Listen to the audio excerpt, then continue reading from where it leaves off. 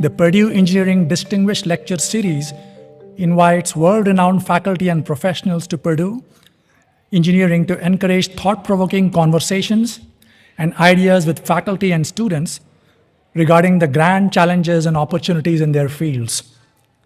Besides presenting a lecture to a broad audience of faculty, graduate and undergraduate students, they engage in an interactive panel with Purdue faculty and students. It's my pleasure now to introduce Professor David Barr, Associate Dean of the Faculty, to introduce the speaker.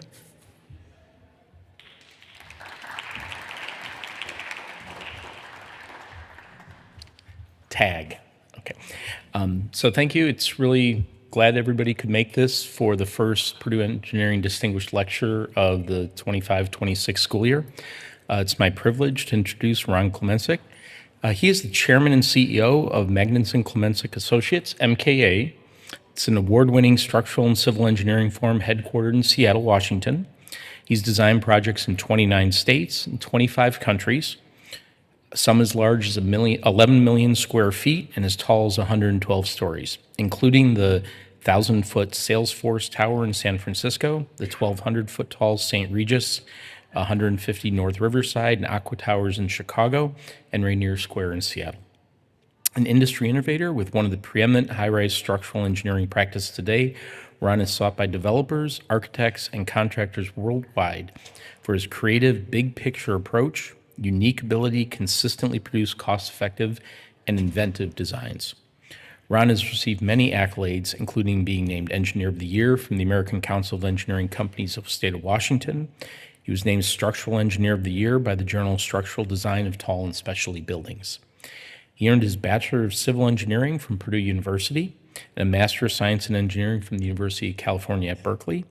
And here at Purdue, he has received the Civil Engineering Distinguished Engineering Alumni Award, the College of Engineering Distinguished Engineering Alumni Award, and the highest award we have to give from the university, the honorary doctorate from Purdue University as a whole. So with that, it is my great pleasure to introduce Ron. Come on up, and look forward to hearing from you.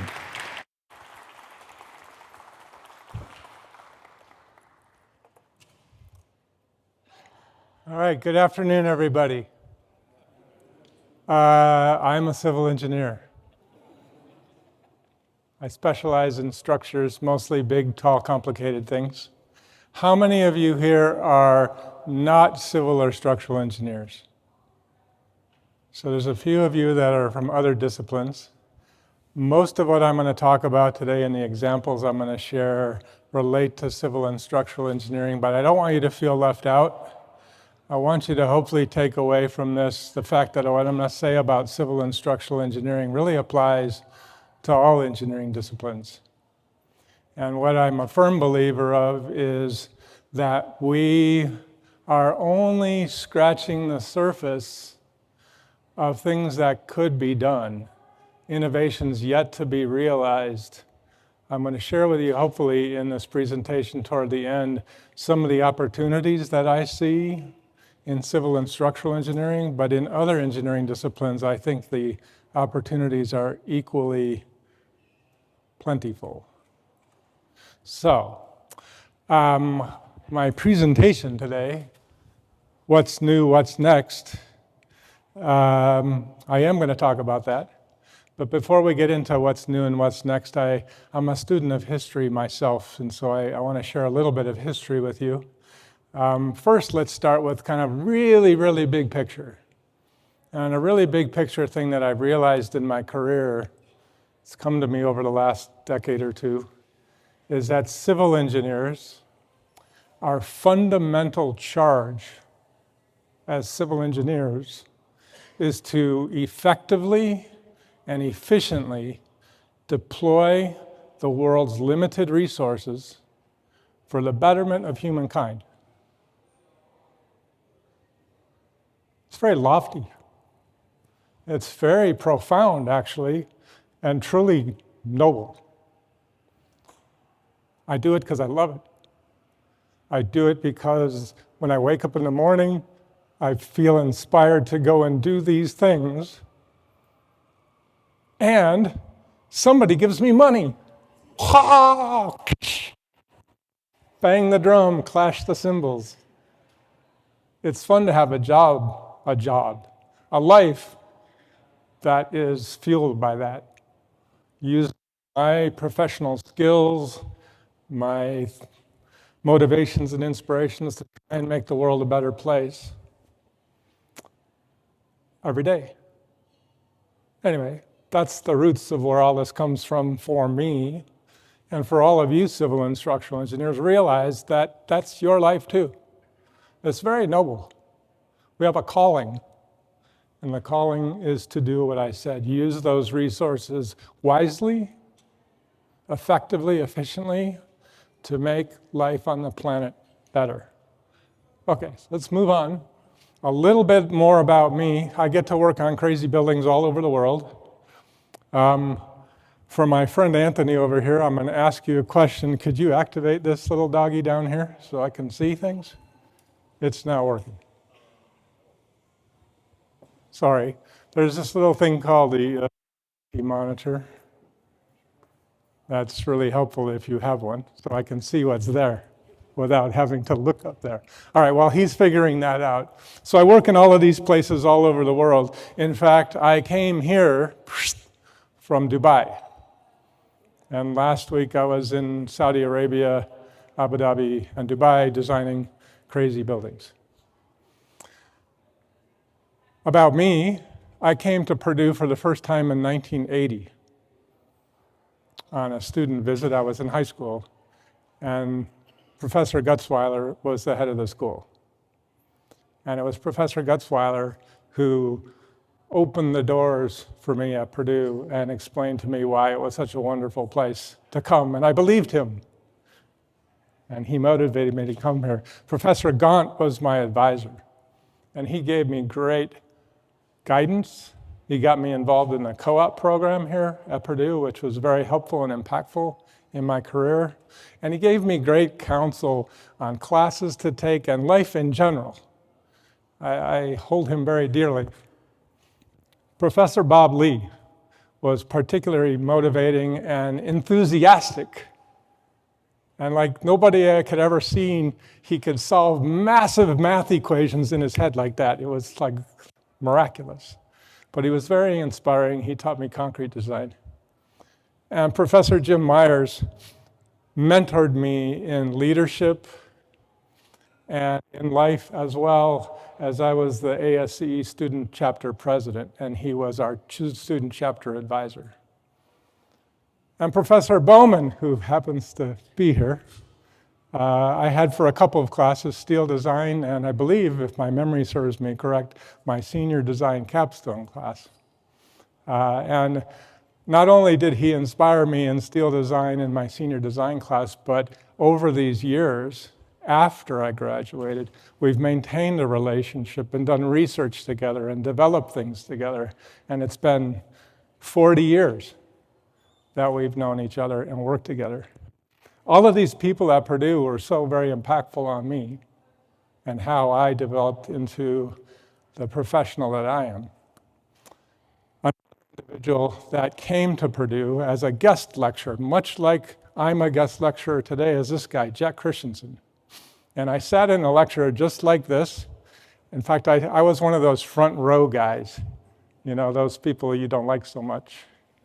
I sat in the front row of all my lectures. And anyway, Jack came. I didn't know who this guy was, but he came here, and he talked about this thing called the King Dome. Then it was the largest concrete dome ever constructed in the world, thin shell concrete. It was miraculous. I was so excited. It was so cool. I want to do that stuff.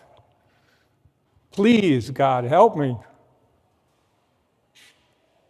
Jack was a member of a firm called Skilling, Helly, Christensen, Robertson.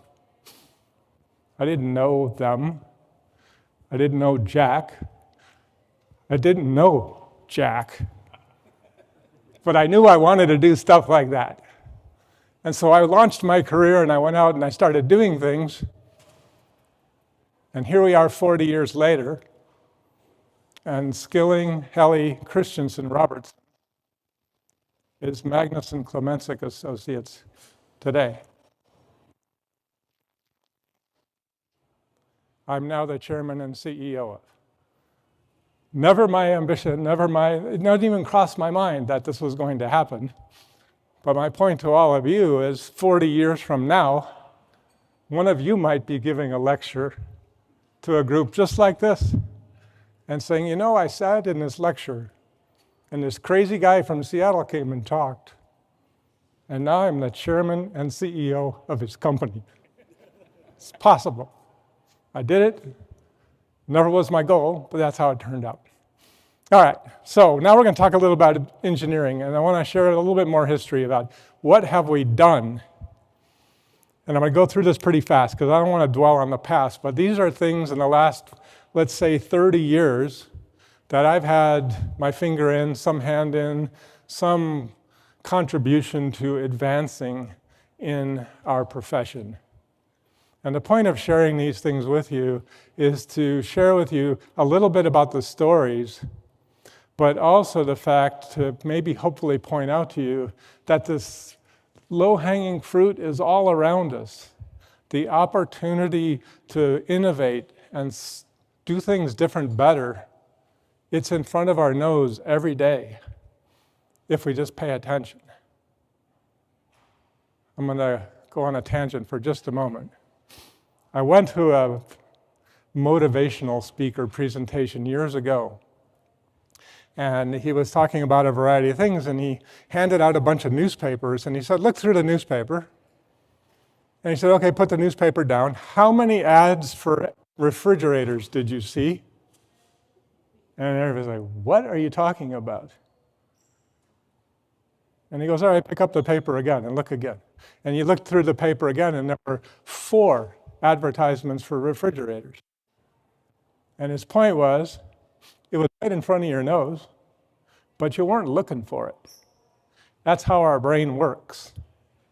It selectively filters out billions of data points every day because you can only process so much, and so mostly you only see what you want to need to see, and your brain automatically filters everything else out. Therein lies a little bit of the trick to see the low-hanging fruit, is to try and make that filter broader, wider, see more. Let your brain be exposed to more and not have such a tight filter and miss the easy stuff along the way. All right, so what have we done? 30 years ago-ish, some architects and developers came to me and said, we want to build a whole bunch of these 400-foot tall residential buildings, and we want to do them in seismic zones. But there's this terrible thing called a dual system with this moment frame beam. We hate it. Make it go away. If it gets in the way of the view, it gets in the way of the for our apartment units. It's just horrible. Make it go away. So we did. Well, how did you do that? Because that's, according to the building code, not allowed. Anyway, long story short, we invented something called performance-based seismic design. That today is the standard in the world for the design of tall seismic. That was born, frankly, out of a class that I took in graduate school at Berkeley called Limit States Design, taught by Vittel. And the whole premise of it was, you can design anything you want to design, any geometry you want to realize, if you set certain performance objectives, and then you use physics and mathematics and your brain to be an engineer. And don't get all hung up about handcuffed by the building code says. Because I'm on the building code, and we're mere mortals, right? It wasn't passed down from the mountain. We sit in code committees and we debate these things and we make them up half the time. So realize that with our skill, our science, our physics, our knowledge, we can actually do real engineering. So we did. Along the way, a number of questions popped up, like, we're going to build these buildings and we're going to use post-tension slabs, but how are we going to connect those slabs to the concrete walls? Do we need to put the cables in the wall or not in the wall? I don't know. Huge debate. Lots of people on both sides of the argument here. Yes, you can. No, you can't. What do? You go in the lab. It's hard to argue with results. It's easy to argue with arm waving. It's much harder to argue with if you go in the lab and you break things and you have data and you publish a paper. And then you say, we can do it this way because the science says so. And all along the way also, and this is the easiest part of them all, we found things our contractors hated to build. So when you engineers, you go out there in the world and you design your thing, whatever your thing is, the easy thing to do, ask the contractor who's building it, what do you like least about my design? That's the bullseye for innovation, because if you can do it different, better, and make the contractor's life easier, happier, safer, help them make more money, that's a spot for innovation. These crazy diagonally enforced link beams were exactly that. So what again? We went in the lab and we broke a bunch of them and we figured out a different way to go about our business. Oklahoma City, boom, big explosion. Oh my goodness, now what? We need to design buildings differently for blast. We cooked up something called a steel plate shear wall. And we went in the lab and we broke it. We figured out how it behaved. And then we built some buildings out of it to make buildings not only wind and seismic resistant, but more resilient toward blast as a response to what happened in Oklahoma City. Along the way, a number of our friends in the metallurgy world decided they knew how to cook a new recipe and make high-strength rebar. So they could make the material, yet the building code said, nah, can't do it. It's not allowed. And we said, back in the lab, we'll show you how. So we went in the lab, columns, beams, shear walls. We proved out through testing how to deploy high-strength rebar, and it's in the code today. Now, it sounds like I'm taking credit for all this. I'm not. These are all things that I had some small role in, but we, as a collective group of professionals, some my competitors, some my peers, got together and made these things happen. 20 years ago, we started building these really crazy, tall, really skinny buildings. This one happens to be in Hong Kong, where they have very high winds. In fact, they just had a horrible, horrible typhoon the last couple days. I have this building monitored, live monitoring, so I know exactly that it's fine. But because of how it's fine is we have something in it called a tuned liquid mass damper. And what this is something that we cooked up. And how did we cook it up? The idea was buildings sway back and forth in the wind, back and forth in a seismic event. How do we dampen out that motion? And there's a number of ways you can do this.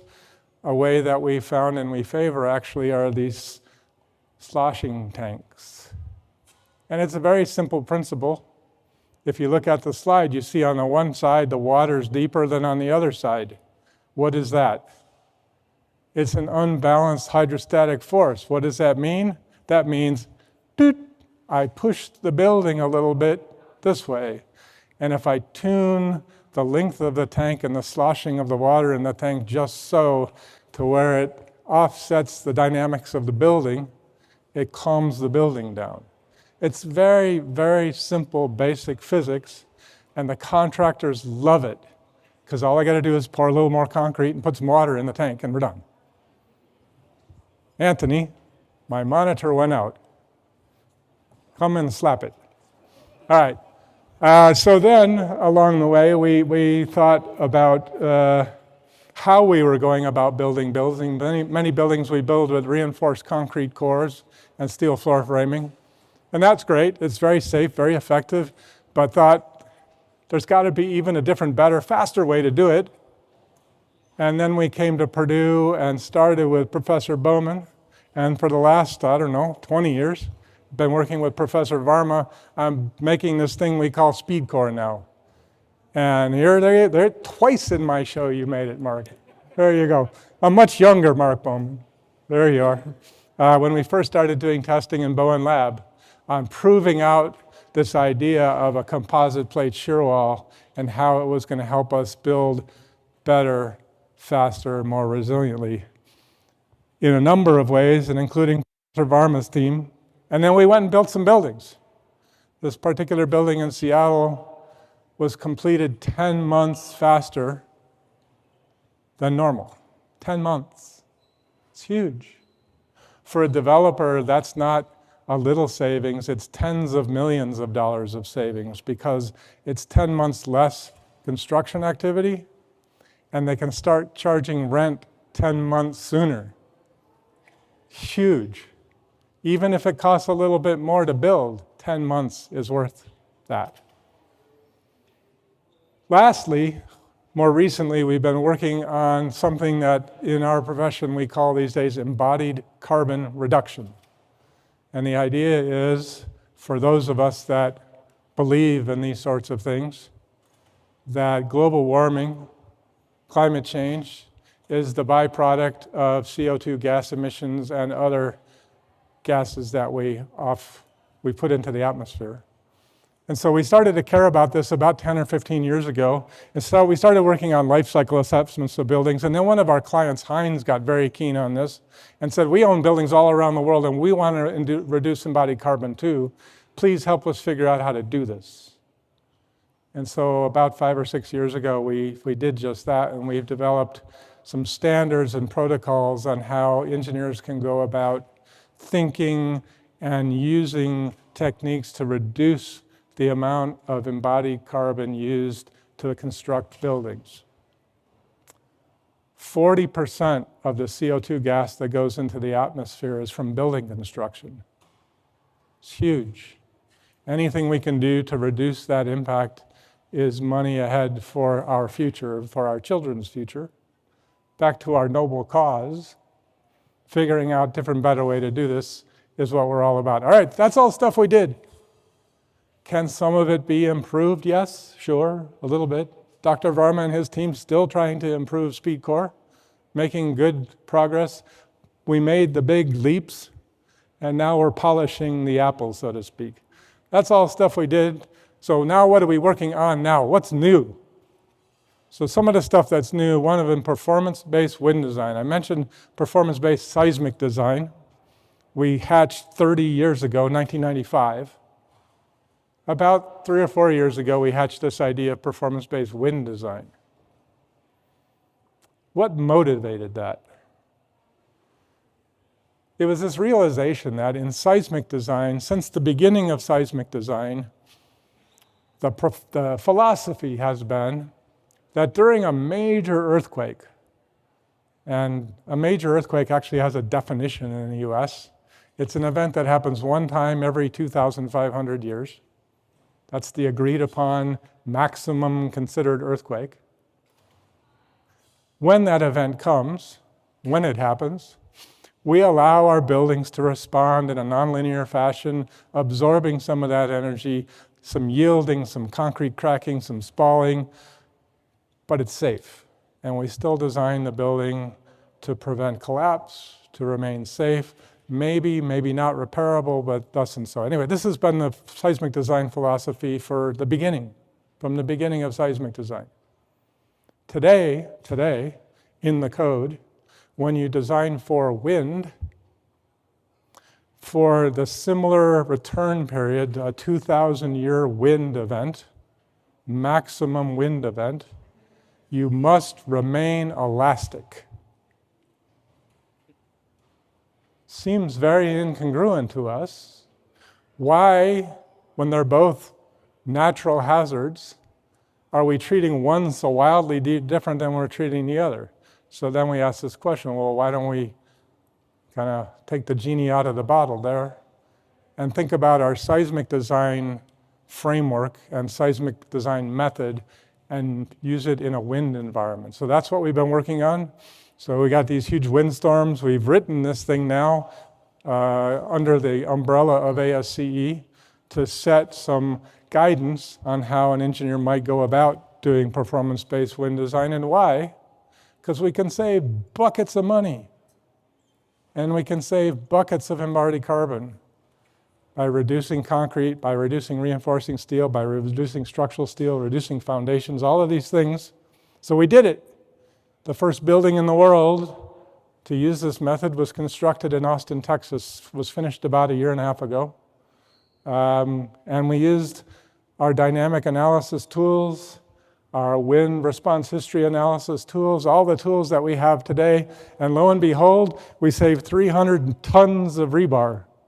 And we saved 125 tons of steel and 1,800 cubic yards of concrete, just by doing our calculations differently and allowing the building to have a little bit of nonlinearity in it during an extreme wind event, not an everyday wind. This is the design wind, a wind that happens one time every 2,000 years. Seems very simple, but we did it, and we're working on it. But as seismic design has kind of developed now over the last 30 years, and we've gotten much better and much smarter, much more skilled, much more confident in our methods. Performance-based wind design, we're in year 2, maybe year 3. Lots more to learn, lots more to improve upon, lots more for all of you to do, for me to do as well. But the point of that is there's lots of still uncharted territory on how to improve performance-based wind design for the betterment of all. I mentioned embodied carbon reduction. We are really focused on this because we truly believe this is really important for the world. And so the biggest culprit in embodied carbon is cement. And I gotta believe there's some people here, some very brilliant people here at Purdue working on the material side of this question and thinking about how to make concrete with cementitious materials that are lower in embodied carbon. Where does the carbon come from? It comes from the energy used to make the cement. So the worst case scenario is you have a cement plant powered by coal. That's bad. So looking at the energy source and then looking at the actual product. There's all these products now being developed around the world at various institutions, various universities as cement replacements, working on the problem of how do we come up with a binder material that has less embodied carbon in it. Huge, huge, huge need. What the challenge is right now, some of these techniques or some of these products are very promising. The big challenge right now is scalability, meaning I can make it in a lab, but now I need 10,000 cubic yards of it tomorrow. That's the scalability problem, and scaling up the industry to deliver at that level of product is the challenge of the moment. So we're working with a company now called Secrete. They are very promising in their technology. It's an alternative cement material. And what's come up for the moment is we're able to deliver this material in these very large delivery bags. It's like an Amazon delivery bag supersized. And then you bring that to the site and you mix it in a special mixer and you're able to deliver it to the site real time in large quantity. So very promising, but an area thirsty for lots of innovation and more work. In the world of steel, what's really become very popular and more prevalent is higher grade steel. Used to be grade 50 was everything, and if we wanted something higher than grade 50, we had to go to Luxembourg. No more. Nucor's making this material domestically, grade 60, grade 70, grade 80 steel. We're using it in buildings with some regularity. Sometimes we're using it in places maybe we shouldn't. There's a lot of research that could be done in terms of how to better use this material. We are doing it, we are using it, but can we use it different, better? Yep. Let's go do some more research. Mass timber is very popular right now. Architects love it because it's sexy. It's beautiful. The buildings are really quite lovely. Makes you really feel warm and cozy and We designed a number of these things. But there's lots of room for improvement in mass timber in that industry right now. I'd say it's the wild, wild west. Nobody really knows what's going down, but everybody thinks that there's lots of demand, so let's do it fast. So lots of fastness is happening, but not a lot of thinking is going on. And so there's lots of room in mass timber to improve. Today, we can build a building that's 12 stories tall, unprotected, meaning no fire protection of the material required. The code now allows this. There's engineering calculations we can do to demonstrate the fire burn rate of the wood and the charring and how this building will remain safe if it's designed properly. So we can do this today. One of the questions is, should we? But we could. But some of my really brilliant friends in Japan have come up with this thing called cool wood, which I'm very keen on. And basically what it is a prefabricated, encapsulated piece of wood that's fire protected. So it comes to the site, it looks like a piece of wood, it smells like a piece of wood. The architect thinks it's a piece of wood, but it's actually a laminated, pre-assembled thing that is got built-in fire protection. It's a brilliant idea, and we're trying to help, let's say, introduce this idea to the US market. The number of these buildings have been built in Japan. Here's one, it's about 12 stories tall. Very beautiful building, all made of wood. So why not? Let's do that. There's lots of work in mass timber that can still be done, and we're trying to work on it. One of the things that controls the design of many, many, many buildings these days is vibration, floor vibration in particular, floor dynamic response. We design a lot of life sciences buildings, research buildings, academic buildings, hospitals, you name it. Even hotel ballrooms are all controlled by floor dynamic design, vibration design. And getting smarter, better, more thoughtful about that is useful because it allows us to design more efficiently. So how do we do that? We design these things and then we go out in the field and we actually measure them. We design our buildings and then we go out and put accelerometers on the floor and we measure the actual in situ as-built condition so we can go back and recalibrate our computer modeling to get better and smarter and more efficient. And there's a lot of work that can still be done in this area of vibration design. Or simple things. Here's a simple example. I think on the left, so the red, or the blue, the red dots are columns. You're looking at a floor plan. It's a heat map of the vibration response of this floor. On the left, you see the columns, the red dots, and the blue. Oh, the monitor's out again. I don't know about those double E people here, civil rules. All right, well, anyway, what I was going to show you was that in that diagram, well, here, I'll look at it. The diagram on the right, you see, all I did was take the columns and shift them a half a bay. But look at the blue areas. There's a radical improvement in the vibration performance of this floor by just shifting those columns a little bit, a half bay off. Very simple things like this that can be done. These kinds of discoveries is back to the refrigerator and the newspaper. It's right in front of your nose and you're looking at it every day and you just can't see it.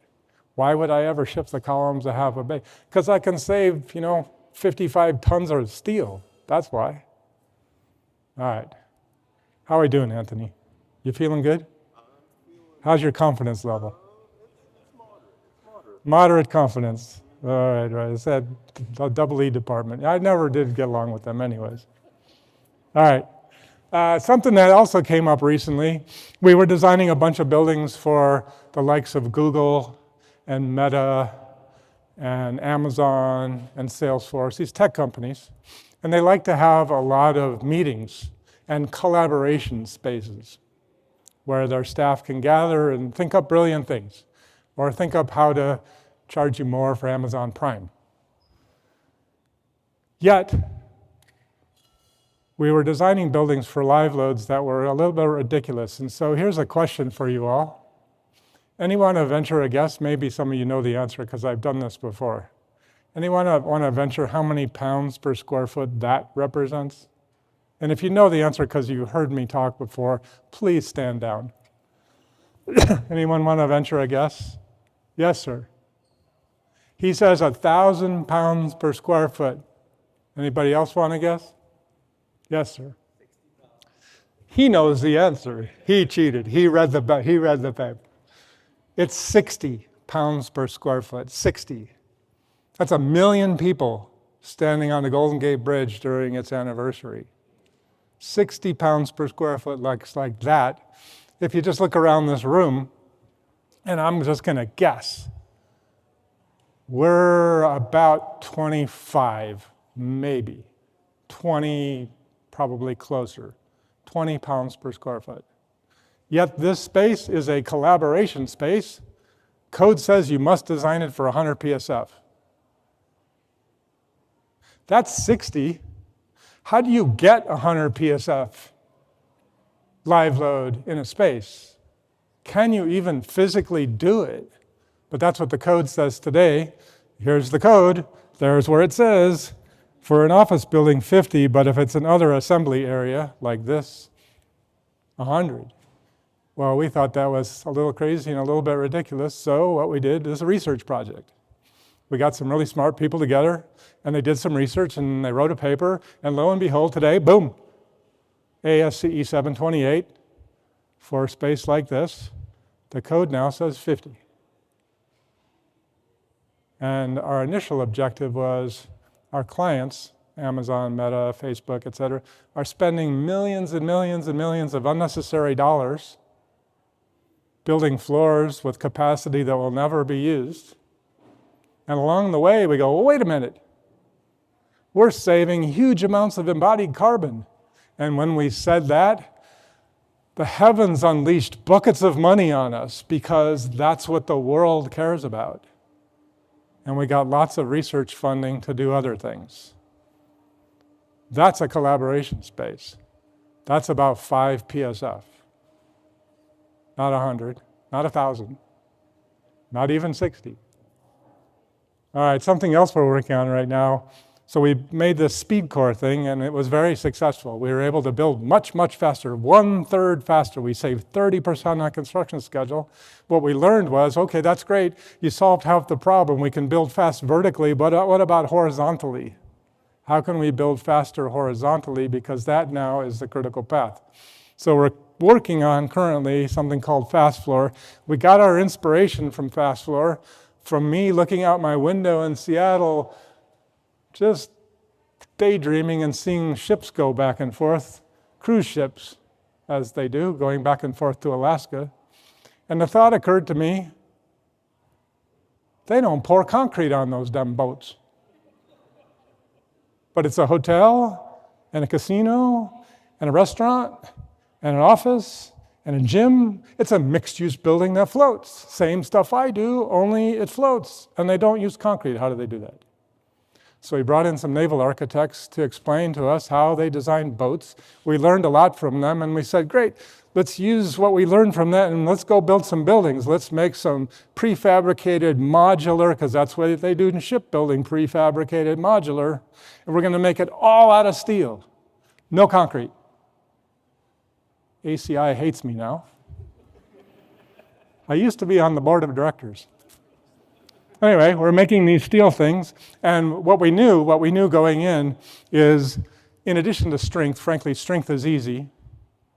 Things that I mentioned already, vibration, very critical, floor vibration. Acoustics, very important. Fire resistance, very important. All these other things, aside from strength, we must solve. And we knew right out of the chute that vibration and acoustics was going to be a challenge. And what we cooked up and thought of was, well, if we marry our steel assembly with this thing called a raised access floor, it's an architectural floor that's used fairly commonly in buildings, like this building. And normally what they do is they put these floors in and then they run all the cabling under them. Or sometimes they'll run the cabling and the air conditioning under them. And use that for the MEP distribution network. But that raised floor, that additional air cavity, and that additional assembly provides damping, and it provides acoustical separation. The question was, well, how much? So what'd we do? We went to the lab. We made some things. We broke some things. We had some people walk around with metronomes marching to understand how these things perform in vibration. And we learned. And we built a little love shack here to do acoustical testing. It's a little tree house in which we put our test sample. It's an isolation booth in which we have our floor system, and we can test with this little tapper machine that tells you about how the noise transmits from one floor to the next, and prove out whether this thing actually works or not. In fact, it does. We learned how to do it through our testing in the lab. One of the solutions was interesting. We talked to our friends in aerospace.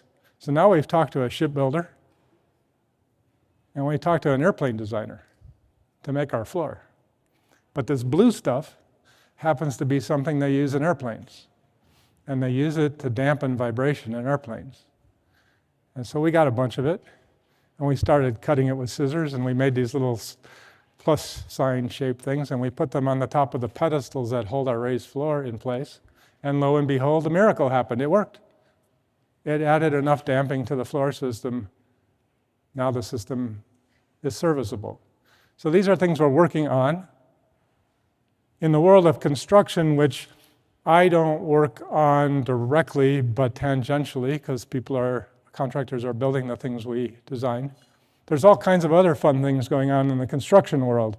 One of the things that we've seen recently and used is this technology called open space.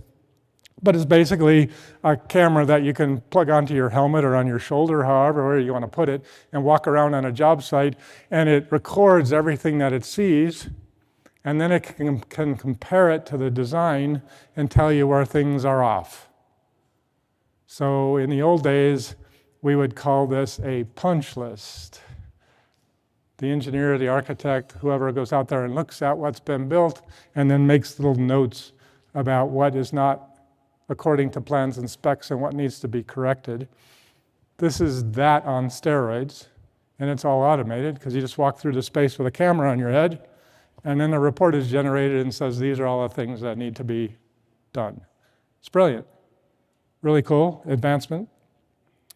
In construction, logistics, and efficiencies, knowing how much time loads are on the hook of a crane. How long did it take to pick up, set over here, and put down? What is it picking up? How long did it take, and where did it go? Again, there's this technology, this case Versatile, which goes to an app on your phone, and at the end of every day, it gives you a little report of exactly your crane efficiency and helps you improve your job site efficiency. These are really amazing tools that we have today. Robotics are becoming more and more and more popular in construction. Lots of room for development in robotics. Here you see this little guy. It looks like the little vacuum thing you can hire or buy for your house, and it vacuums your house while you're away. What this thing does is surveying layout of interior partition walls. So at night when all the workers are home, they turn it on and plug it in, and it goes around and it puts marks on the floor all night long to lay out, here you see it, exactly where to build the partition walls. So the next day the guys come back in to do their work, and they know exactly where to put things and how to do things because it's all been laid out by this little robot. And then digging ditches, right? The old proverbial dig a ditch. That's what summer interns do, right? Dig ditches, right? Robotics. This is a robotically operated backhoe digging a ditch. There is not a person involved in this. The person involved wrote the program to run the backhoe. And they turn it on and they go home and it digs the hole. And you come back tomorrow and the hole's dug. It's brilliant. And it adds a lot to safety too, right? Because there's not a lot of people out there because it's being dug by this. And then safety in construction is probably the number one topic for most general contractors, maintaining job site safety, letting their workers go home each and every night without any injury, without any big problems. And so there's this particular technology now that's kind of the safety eagle eye. And it's watching the job site at all times and then reporting, call them safety violations. not to punish anyone, but instead to call out areas of concern so they can correct in the next day or two, real time, quickly, to improve safety on the site. Again, very useful too. These are all some examples of things that are going on now that are working but can be improved because they're just now being used. All of those examples that I gave you just now have room for growth and improvement, all of which, any of you could be involved in advancing, or things that I didn't show you here, but those are just a few that I know about and have got some hand in some way. So what's next? The gorilla in the room, artificial intelligence.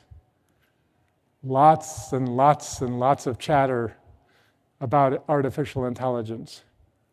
I sat in a meeting last spring. I hosted a meeting. This is a kind of a funny story. I'm going to go off on a tangent here for just a minute, but an appropriate place for such a meeting. It was in Chicago. And some people call it the meeting of the families.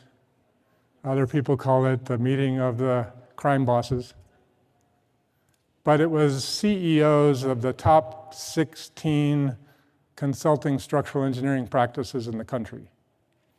And we all got together for a day in Chicago to talk about our businesses and our challenges and our issues and our problems and what we're thinking about and how might we help each other, actually. Interesting, right? These are competitors.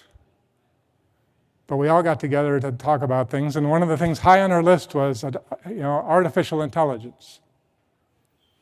And I went around the room and I said, okay, we're going to go around the room, and every person, all 16 of us, are going to share with the rest of the group what we're doing today with artificial intelligence. And I'll start. I haven't got a clue. And we went one by one, all 16, and they said, I thought you were kicking my ass. I'm not doing anything either.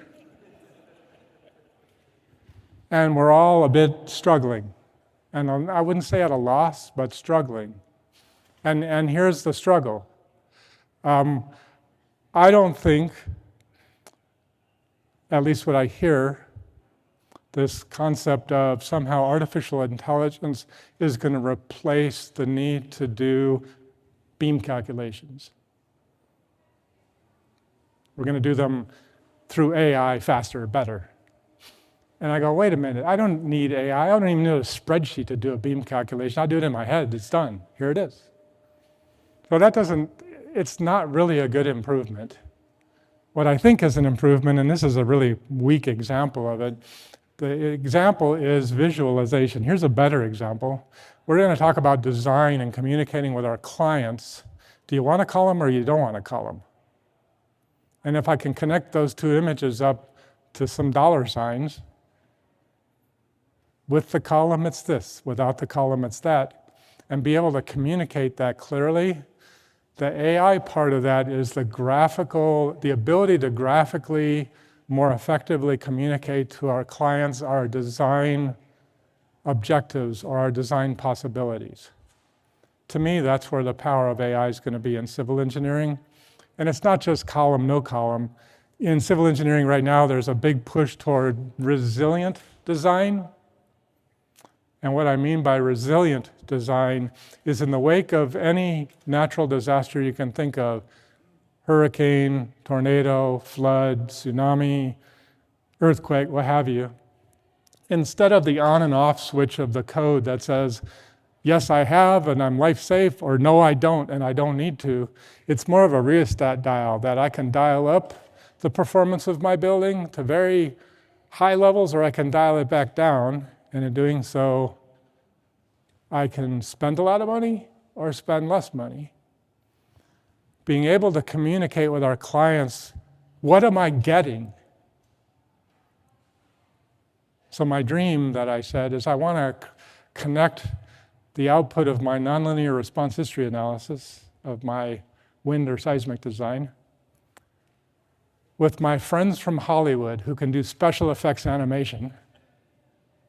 Anybody seen the movie San Andreas with The Rock? I love The Rock.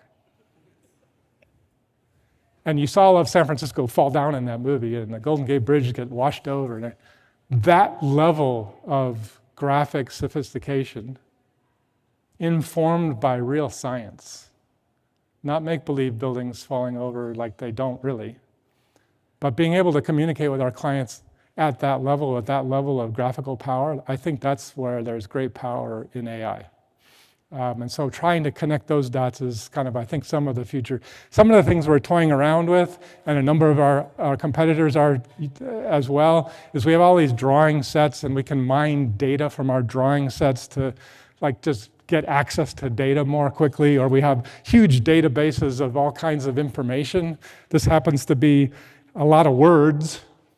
What these are comments we've received on our designs from others on past projects that we've had to respond to.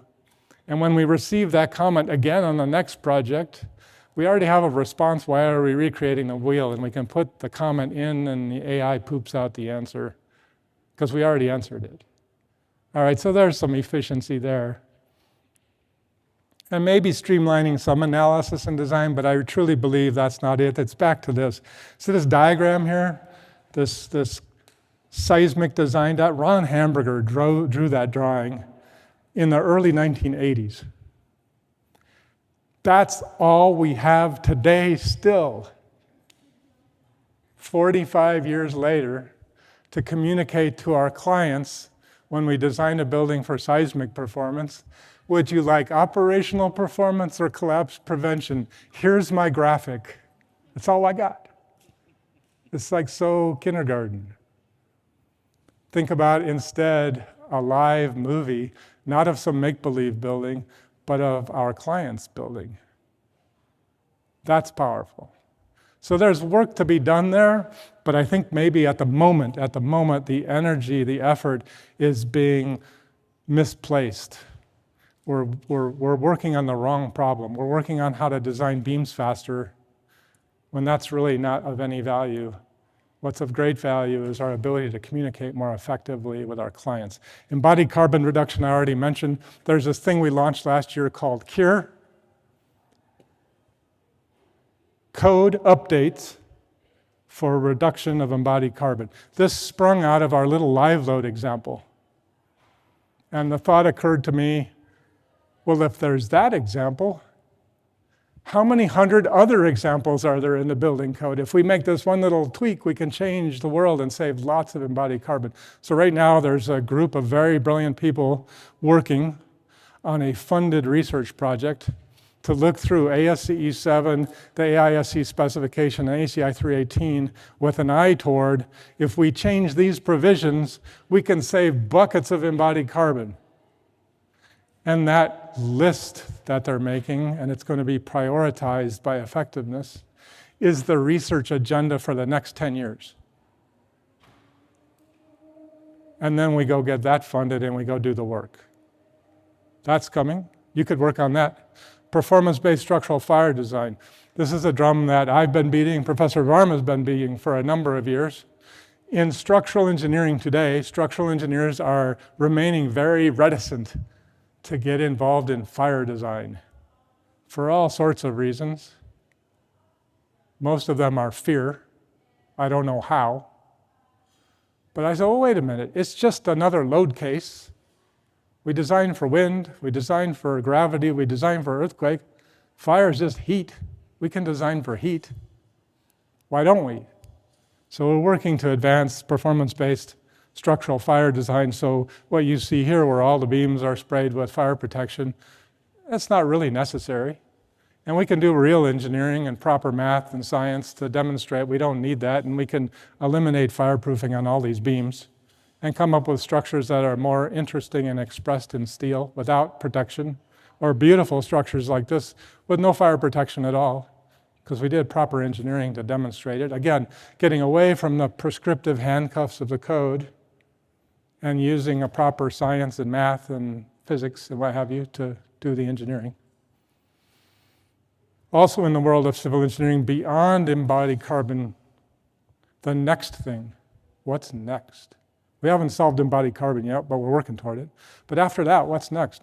And I'll say water management And what I mean by that is there's water distress all around the world. Just in the United States, the water distress across the United States is growing rapidly. And we, collectively, civil engineers deploying the world's limited resources, need to help figure out better ways to manage water, reuse water, and not be so wasteful. Not just suck it in with a straw, use it, and then poop it back out in the waste. But bring in, collect what falls from the sky, and then reuse things on the site to the best that we can. Informed by, and this is a graph that talks about utility rates, we have to work in a real world, right? The blue and the green are water rates and sewage rates across many jurisdictions in the United States, and depending on which city you're in, the answer is very different. And it's very different because of how things are funded. And so knowing how things are funded jurisdiction by jurisdiction helps inform the solutions.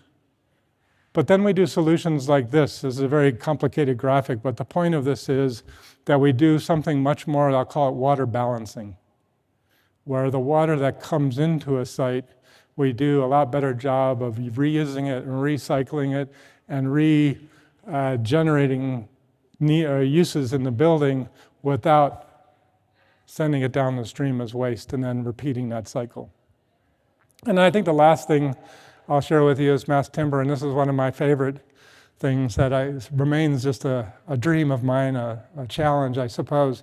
But today we're building all these mass timber buildings, and how we're building them is we're going out into the forest and we're whacking down a bunch of trees, we're cutting them into pieces, and we're building a building.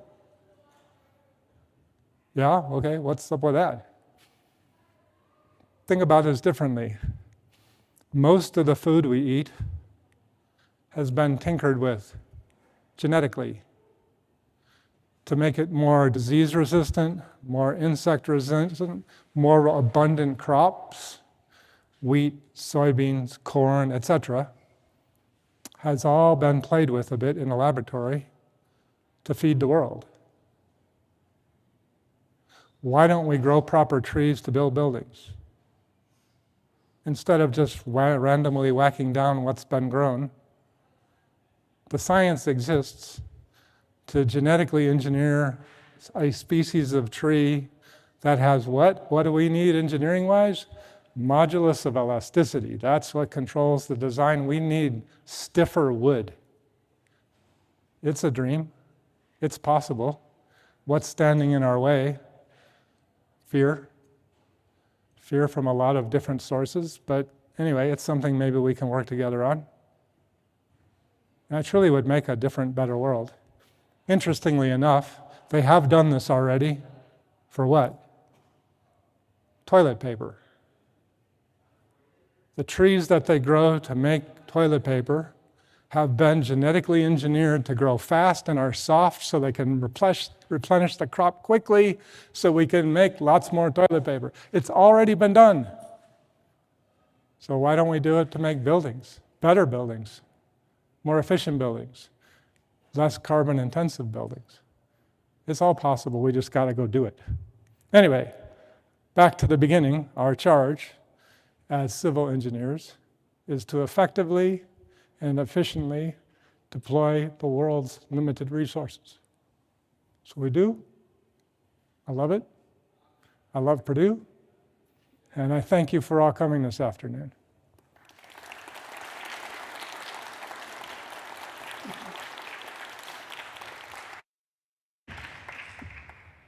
Thank you very much. I think we have time for a couple questions before we do a quick breakdown for panel. So we're going to pass mics because we're all being videoed, right? We're all being watched. And we'll kind of point out. So if anyone have questions for Ron? Got one up front. The mic favors the bold with a quick. Genetic traits, Yes. trees. Have you looked at superwood and bentwood? What kind of chemical treatment to strengthen the wood that kind of steel? So the question, I think the mic wasn't really working, is asking about wood that's been tinkered with in the lab, superwood, I think in particular you mentioned. I know a little bit about it, but frankly I've tried to learn about it, and they're very much like this. They won't share the technical parameters behind it. They're not able to produce it in mass. They can produce it in the lab. It's kind of where cement was a few years ago. So maybe there's some hope there of tinkering with wood in a laboratory in terms of, I'll call it, it's not a virgin wood, right? It's a product that is some combination of wood fiber and then some chemical treatment. Yeah, maybe there's some promise there, but at least the stuff I'm familiar with today is not commercially viable yet. And the data that they claim to have, they won't share with us. We've asked for it, and they won't share it. So right now we're nowhere. I'm more keen on the idea of planting forests and growing trees that will actually be useful. One of the downsides of that strategy, criticizing my own thinking, is today to grow a proper tree, it takes about 40 years. So that's a long time. Meaning if I plant the tree, I'm not using it. My kids might. But that's the kind of horizon that you need to think about. So anyway. What about reuse and recycling of construction materials? Reuse and recycling of construction materials. There's a number of hot topics there. Lots of room for opportunity enhancement. I'll share two.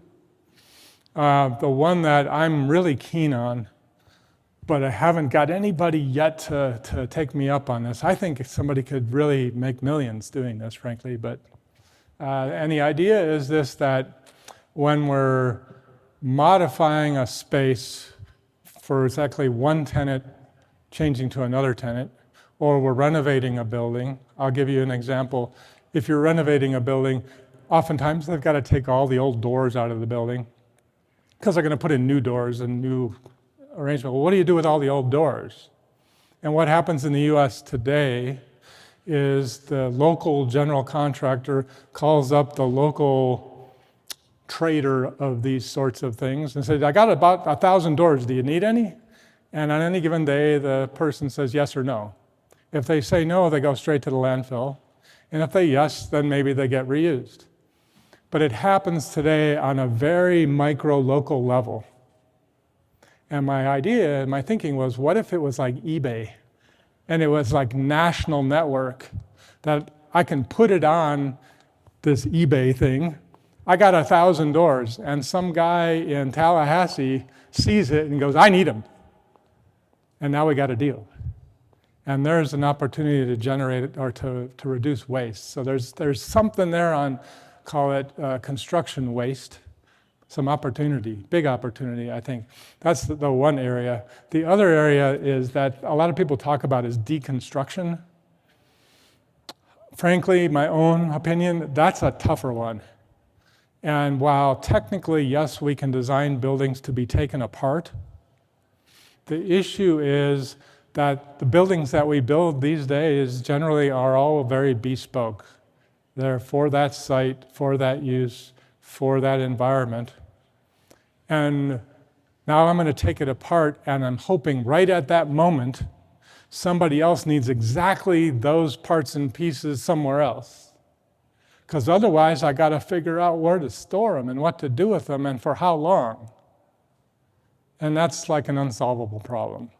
And so the kind of call it altruistic view of deconstruction and reuse in that way, I think is very, maybe too far of a stretch. There is some examples of it being done on a very small scale, but not on a wide scale. I don't see it happening on a wide scale. But the construction debris problem is a huge problem. Another one, the construction debris, right? Today, all the parts and pieces of the building that get shipped to the building and be put in place on site all come wrapped in boxes, in bubble wrap, in plastic, in all kinds of wrapping. And at the end of any given day of construction, there's this huge mountain of waste. That's all the wrappers that everything came in. Figuring out a way to solve that problem would be highly useful to the world as well. We're going to do one more because we got to Okay. set up for the panel. So Thank you. Ron, a great, very interesting presentation.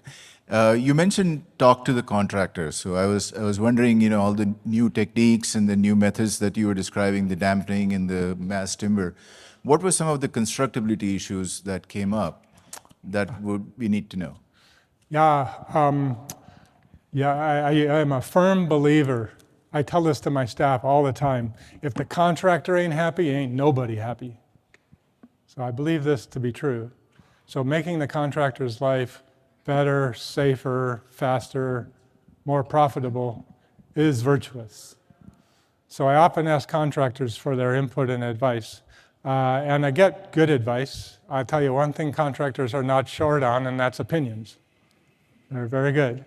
I can't remember any problems, but I will say on fast floor, for example, as we've been developing fast floor, we have an advisory team, and part of that advisory team includes steel erectors, steel fabricators, and general contractors.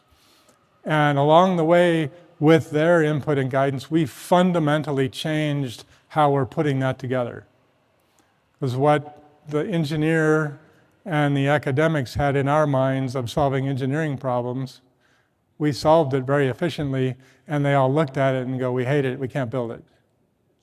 Can you change it to be like this? That's hugely useful information, and engaging them regularly has been really useful, and can't say that enough, I suppose, that we all benefit from having the contractors, the builders, involved in what we do, not only in our research, but at least in the kinds of projects I work on. Making them strong enough is the easiest thing I do. One of the hardest thing I do is figuring out how to build it. And in fact, I'm working on a project right now that's so challenging that we have to start with, how are you going to build it? What are your methods? And that should inform the structural geometry and the parts and pieces, and that should inform the architecture. It's a backward, some people say backwards way, I think it's the right way. But anyway, contractors are critical to making things really go. So, okay. with that, let's thank Ron again. Thank you. Thank you.